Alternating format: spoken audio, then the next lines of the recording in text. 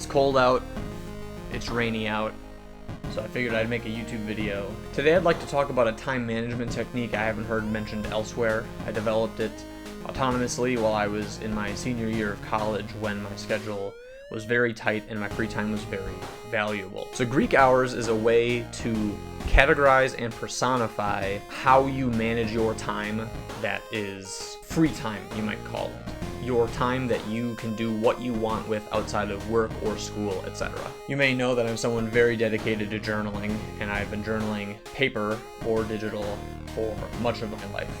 This one right here was from May 18th, 2019 to January 26th, 2020. This little book here followed me through that section. That's the senior year of college. October 24th, 2019. I've been a bit stressed as of late, but I'm holding on.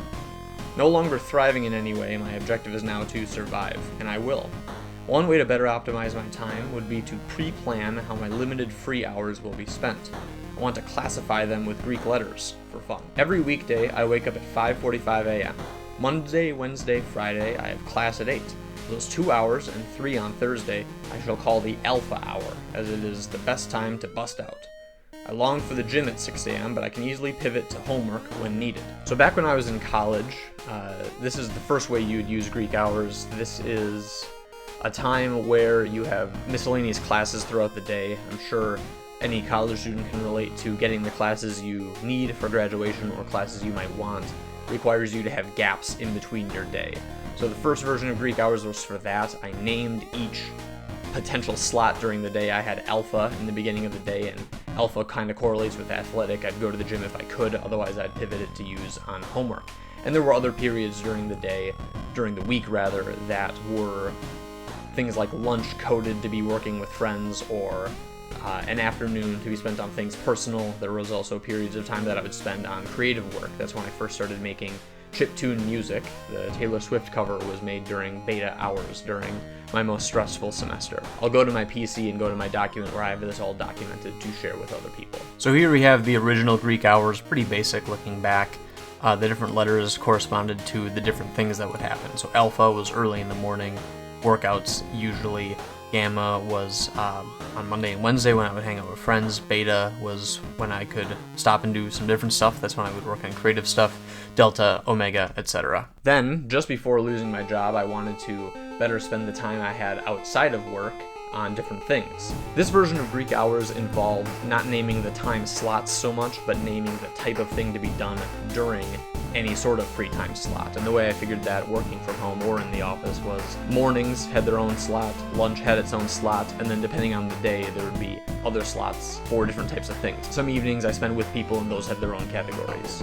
When figuring out how to use the Greek hours as someone who is employed, I just grabbed the Greek alphabet and I started putting letters by what I thought they could be. So now they don't really name the slot, they name the type of thing you could do, which I think is generally the better way to do it. So I recognize that I kind of just have 4 slots. I just went through here and tried to categorize all the different ways I can spend my free time. Alpha for athletic, epsilon was E for eating or cooking, commuting, kappa didn't really have a reason, sigma, S for summation of stuff in my head, that's pretty funny, church, theta for theology, etc., etc., phi for family, because F is in family. And then I tried tracking it down like this, where I would just name all the slots and plan it out for the week. So I wanted to get better at budgeting. So that first free hour on Monday, kind of the first time to just start the week off right, knowing where my money is going. And then Monday evenings we'd have theta, which was going to church. What a treat. No matter which way I'm doing it, I should probably just track what the frequency of each thing should be. And I think this would be useful for anyone trying to do this. So for example, going to the gym or doing something athletic, a bike ride could count, at least 3. Cooking, I should cook at least once a week. Commuting, I wanted to go into the office at least once, but probably no more than 3 times. Recovery could happen as much as possible. I don't need to go through all of these. Cleaning things up, at least 1 slot of free time spent each week cleaning, and spending time with girlfriend, variable, usually around 3. And then finally, my girlfriend reminded me that although I'm unemployed, I could still be following these rules. And that's how I converted the version with working to a situation where I could use those hours as they might be counted in a week, fill them in wherever else I might want to time for creative work is one that I've obviously been spending a lot of time on, and then the time spent at work has been pivoted to be work-related things, which we might call employment-related things. I've been making sure to do one of those each day in addition to creative work. So then what I was doing here was, it was more about the frequency aspect, where I would just look at this list and try to get these in at some point. Obviously, lining it up hour by hour like this does not always work the best, but we can try.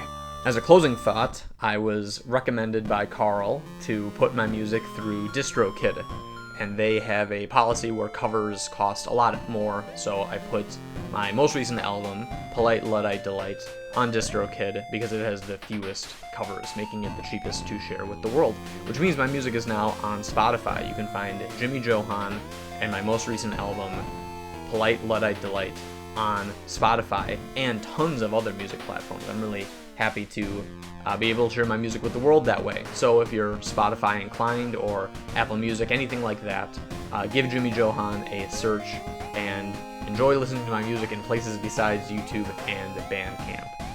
Thank you so much for watching. Not bad, not bad, not bad.